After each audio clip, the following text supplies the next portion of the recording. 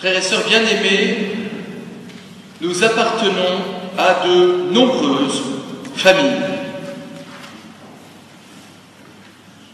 La fête de la Sainte Famille évoque toutes ces familles. Je voudrais d'abord évoquer le cercle familial le plus restreint.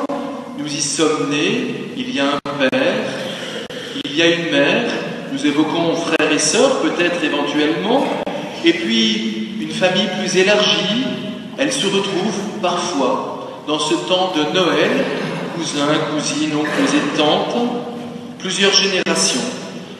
J'évoque une autre famille, c'est moins habituel et pourtant, c'est le groupe ethnique, la nation à laquelle nous appartenons.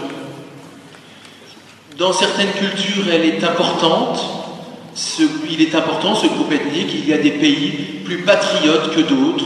Je ne sais pas si actuellement en France, nous ne sommes pas un petit peu en perte de cette notion, de cette valeur qu'est la famille, que composent tous ceux qui habitent sur le territoire français. On s'isole, on se rejette un peu facilement, on s'enferme, oui. Je pense qu'il y aurait aussi à confier à la prière de la Sainte Famille le pays qui est la France, qui est une famille, bien ouverte, toujours. Tiens, je voudrais aussi évoquer tous ceux qui nous rejoignent aujourd'hui, qui peut-être rejoignent la ville de Martigues, donc la communauté chrétienne qui était Martigues, donc leur communauté chrétienne. Ici, vous êtes chez vous, dans votre famille. Je ne vais pas vous dire bienvenue, vous êtes chez vous. Et je voudrais même plus précisément évoquer, moi j'accueille tout un groupe d'anciens étudiants. Vous êtes dans votre famille.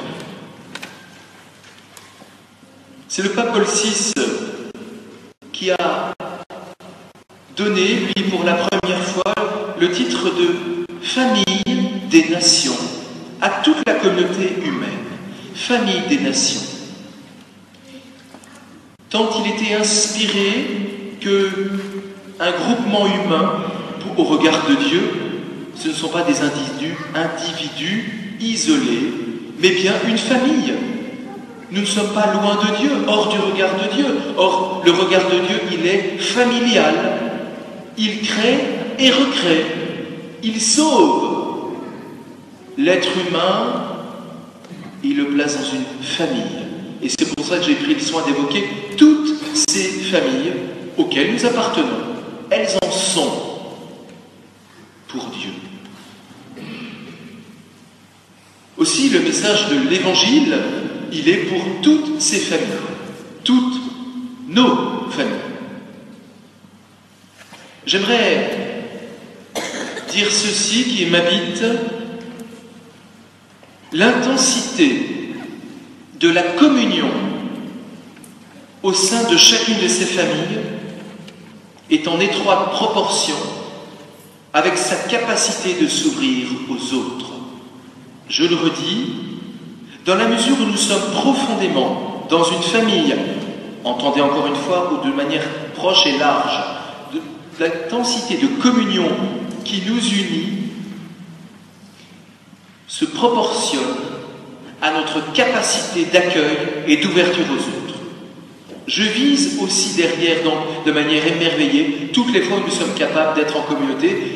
Je viens témoigner de mon émerveillement d'être arrivé dans la famille des chrétiens qui est à Martigues, cette paroisse qui devenait ma paroisse, cette communauté qui est ma communauté, mon émerveillement d'appartenir à une famille avec la qualité de relation. Je note quand même qu'il y a toujours un risque d'exclusion, de rejet, de jugement, de préjugés, ici et ailleurs. Une famille doit être capable de s'ouvrir, non seulement aux autres, mais à l'altérité, c'est-à-dire à tout ce qui n'est pas elle. Or, et nous le savons, dans nos familles, nous ne pensons, disons, agissons pas tous de la même manière. La famille, elle est l'image même de la diversité, de l'altérité qui existe en Dieu. Le Père et le Fils et le Saint-Esprit ne sont pas les mêmes. Ils sont infiniment différents, mais infiniment unis. Et j'en arrête là pour cette vision théologique, mais si importante. Là où il y a jugement, il y a attaque de la famille. Là où il y a préjugé, là où il y a regard qui enferme, il y a attaque directe, et nous savons d'où elle vient, cette attaque. Du groupe humain, donc de la famille. Si tu juges, tu te mets en dehors du regard de Dieu. Je me le dis à moi, à chaque instant. On parle aujourd'hui beaucoup, évidemment, de la crise des familles.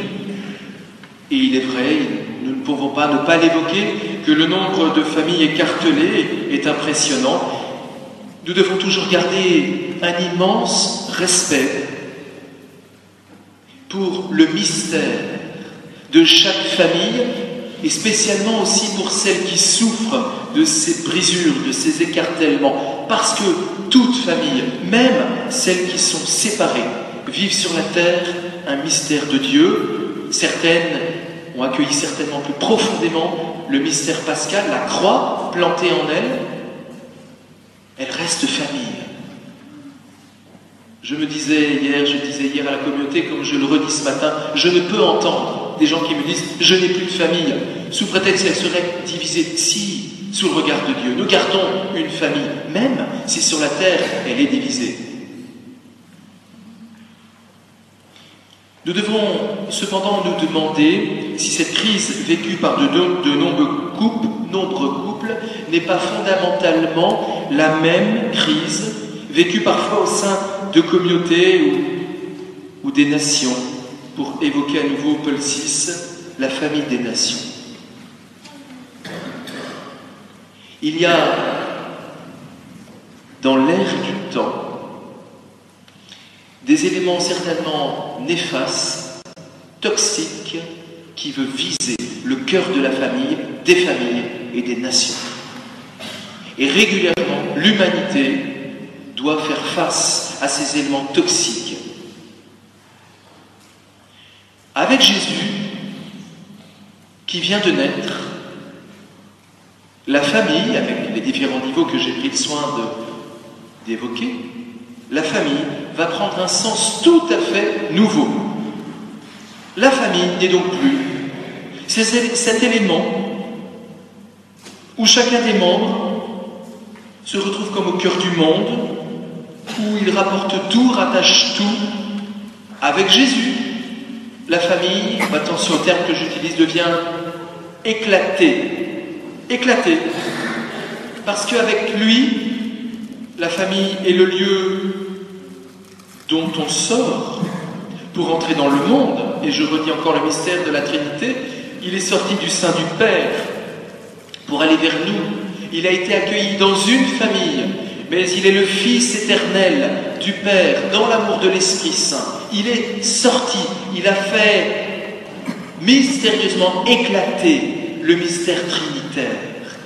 Éclatement bien différent de ceux auxquels nous sommes habitués. C'est bien un glaive, et je me réfère bien à l'évangile entendu, c'est bien un glaive que Marie accueille en elle, et ce n'est pas étonnant que dans la parole nous voyons ce glaive alors que la Sainte Famille est évoquée. C'est plus qu'un glaive provoqué par l'homme, c'est cet éclatement spirituel auquel Marie elle-même va devoir s'habituer. Ce glaive qui sépare son cœur de mère, lorsque son fils se perd au temple. Pourquoi nous as-tu fait cela? Mystère devant lequel Marie s'étonne. C'est même ce même glaive, lorsque son fils la quittera, d'après la tradition, autour de 30 ans. C'est ce même glaive, et quel glaive, qu'elle recevra au pied de la croix. Lorsqu'elle entendra du Fils, voici tes fils, comme s'il se détachait mystérieusement d'elle. Ce cœur que Marie divisée, où elle accueille un glaive, ce cœur, il se ressout immédiatement en Marie dans l'amour universel qu'elle partage avec son Fils. Parce que Dieu assume les brisures du cœur d'une famille, et il les préfigurait déjà dans le cœur de Marie. Image de son incarnation où il partait du cœur trinitaire. Il a su nos brisures familiales, parce qu'il veut les ressouder toutes ces brisures familiales, dans l'amour universel, un amour plus grand. De la Sainte Famille, nous savons peu de choses, sinon qu'elle était pauvre. Pauvre, dit l'Évangile, puisqu'elle donnait au temple, et nous l'entendions, 2 tourterelles et non pas les agneaux que les familles riches apportaient. Cette pauvreté assume, en préfiguration, toutes nos pauvretés familiales. Alors, cette pauvreté de la Sainte Famille, je le dis, cet écartèlement que Marie va connaître, nous devons le comprendre dans le plus beau sens, et ça vient sauver nos écartèlements à nous. Le cœur de la Sainte Famille éclate comme une fleur éclate en ouvrant ses pétales. Et les pétales, c'est la famille que Jésus formera avec ses 12 disciples, la grande famille des nations, l'Église que nous sommes chacun. N'y a-t-il donc pas là un message si important pour nos familles, toutes ces familles auxquelles nous appartenons, pour nos communautés, parfois, hélas, éclatées au très mauvais sens du terme. Famille des nations, je le redis, je ne peux que m'en attrister intérieurement, famille des nations qui luttent encore pour exclure, incapables d'accueillir une précarité, une pauvreté, j'évoque des migrants, incapables de la moindre compassion, pensant pouvoir se sauver elles-mêmes contre les autres. Notre pape a raison de prier continuellement pour la famille des nations. Mais je le redis, dans l'Église, parce que dans le cœur de Dieu, ce n'est pas uniformité. C'est là où d'ailleurs beaucoup d'entre nous se trompent et n'entendent pas le message du pape.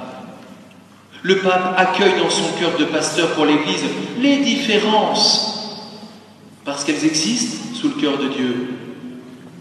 Et cela ne fait disparaître en rien cette famille qu'est l'Église, famille à la vocation unique, appelée à reformer la famille de Dieu. Je termine encore en redisant à la famille, à nos familles, et spécialement à nos parents, à nos éducateurs, quelle est la mission que Dieu leur confie. La famille est le lieu de la formation, de l'éducation. Trop de familles n'éduquent pas, ou plus, n'osent plus. De la formation à l'essentiel, à l'indispensable, à la construction humaine. C'est un fait, mais je ne suis pas seul à m'en étonner, sinon à m'en attrister, que trop de nos jeunes enfants n'ont jamais entendu un nom éducatif, n'ont jamais été un peu plus que bousculés, sinon forcés. On laisse tout faire, je ne suis pas seul à le reconnaître. La famille est le lieu où l'on grandit avec des noms, parce qu'un jour ce nom prépare un oui à l'engagement, un oui à Dieu. Laissons tout faire, et ce ne sera plus que des noms et des noms et des noms que nos jeunes enfants devenus adultes ne cesseront de répéter. Mais je rejoins là nos convictions à tous, bien sûr. Famille, au rôle si essentiel qu'elle enfante même à la société et au monde. Un enfant éduqué, c'est un homme, une femme qui trouve sa place de manière la plus équilibrée qui soit au sein des nations. Frères et sœurs bien-aimés, et je le dis avec force, nous sommes de la même famille. Soutenons-nous mutuellement dans cette mission qui nous attend. Familiale, communautaire, notre place au sein de la société, tous nos engagements. Ne soyons pas des missionnaires, nulle part dans les familles. Soutenons-nous, prions les uns pour les autres, pour que nous soyons capables de témoigner de la beauté de la famille, parce que Dieu aime la famille. À son image. Elles seront différentes, nos familles, les unes des autres, mais elles sont toutes accueillies dans le cœur de Dieu. Que la famille soit toujours le lieu de la paix, du pardon, la réconciliation, maître mot des familles. C'est ce que j'entends dans l'Eucharistie que nous allons célébrer, où le Fils se livre pour nous ouvrir dans son pardon, dans son salut, et l'offrir à toutes nos familles. Amen.